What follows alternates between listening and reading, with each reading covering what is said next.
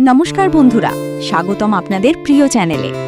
আজ আমরা নিয়ে এসেছি গরিব ঘরের রাজপুত্র নাটকের ২৫তম পর্বের দারুণ এক বিশ্লেষণ।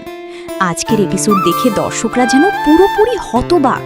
অনেকের জীবন মৃত্যুর লড়াই, মেঘলার আসল পরিচয় ফাঁস আর রাতুলের ভয়ঙ্কর ষড়যন্ত্র, সব মিলিয়ে আজকের পর্ব ছিল টান টান উত্তেজনায় ভরা।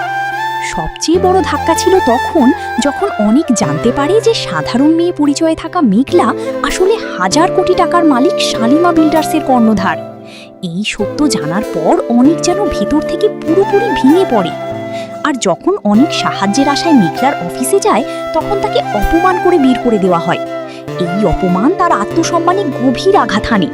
স্ত্রী বৃষ্টি আর শ্বশুরের সামনে নিজের অসহায়ত্ব প্রকাশ করার দৃশ্যটি সত্যিই আবেগঘন ছিল। কিন্তু নাটকের আসল বিস্ফোরণ ঘটে শেষ মুহূর্তে। ফুস! রাতুল ফুটা কপাল অফ দ্য ইয়ার অ্যাওয়ার্ড নিয়ে অনেককে অপমান করতে আসে। অপমান সহ্য করতে না পেরে অনেক যখন বন্দুক তোলে, ঠিক তখনই রাতুল তার পেটে ছুরি মেরে দেয়। আর এই শকিং দৃশ্যের মধ্য দিয়েই শেষ হয় আজকের পর্ব।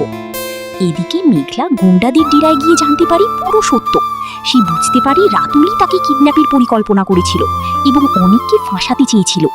এই সত্য জানার পর মেঘলার মধ্যে প্রবল অপরাধবোধ তৈরি হবে।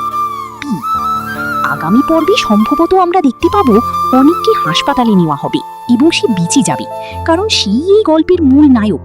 তবে এই ঘটনার পর অনেকের মনে মেঘলার প্রতি ঘৃণা আরও বেড়ে যেতে পারে। অন্যদিকে মেঘলা এবার নিজের ভুল শুধরে নিতে চাইবে। হয়তো সেই অনেকের চিকিৎসার সব দায়িত্ব নেবে এবং রাতুলের বিরুদ্ধে কঠিন পদক্ষেপ গ্রহণ করবে।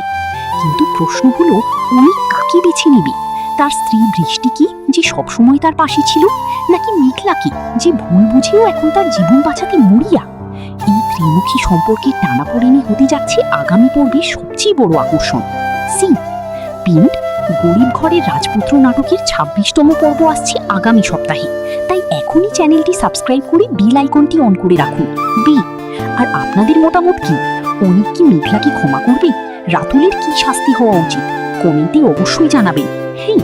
ভিডিওটি ভালো লাগলে লাইক দিন, বন্ধুদের সাথে শেয়ার করুন। দেখা হবে পরে।